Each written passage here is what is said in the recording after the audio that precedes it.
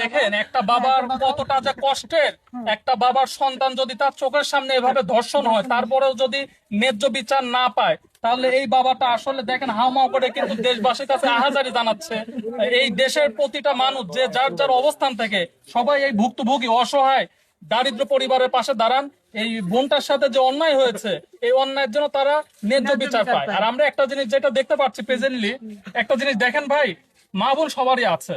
তো এই ধর্ষণকারী যারা, তারা কোনো কারণে আইনের ফাঁকফোকর দিয়ে কিন্তু ধর্ষণ করে, এই যে যে উনাকে ধর্ষণ করেছে এখানে এসে এলাকাবাসী যেটা জানালো উনি ইতিপূর্বে আর একটা ধর্ষণ করেছে মজিবর নামে যে আছে না, এই মজিবর যদি ইতিপূর্বে যে ধর্ষণ করেছে তার যদি সুষ্ঠু বিচার পেত ওই ভুক্তভোগী পরিবার, তাহলে আমার মনে হয় এই মজিবর সেকেন্ড স্টেপে কোনো মেয়েকে আর ধর্ষণ করার সাহস দেখাতে পারতো না।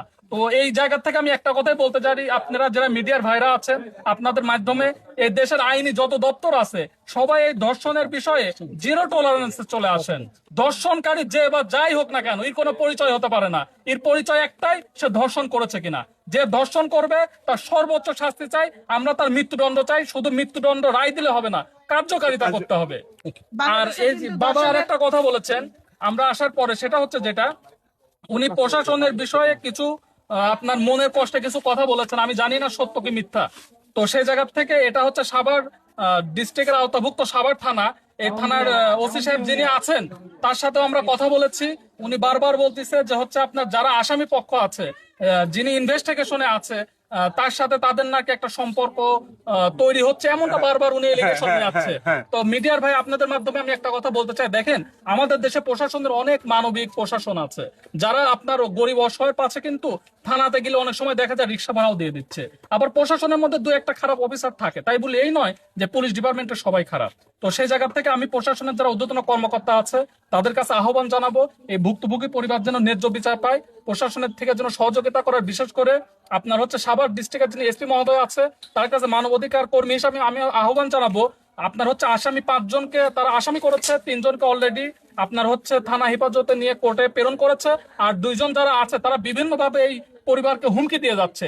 একটা ভুক্তভোগী পরিবার তার মেয়ের সঙ্গে এত বড় একটা দুর্ঘটনা ঘটার পরেও যদি সেই পরিবারকে হুমকির মুখে থাকতে হয়, ইচ্ছা দুঃখজনক আমার মনে হয় না আর কিছু হতে পারে একটা বাবা হিসাবে। তো সেই হিসাবে আপনার মনে করেন যে আপনারাও এটা বেশি বেশি তুলে ধরেন, যাতে সবাই যার যার জায়গা থেকে সহযোগিতা করে।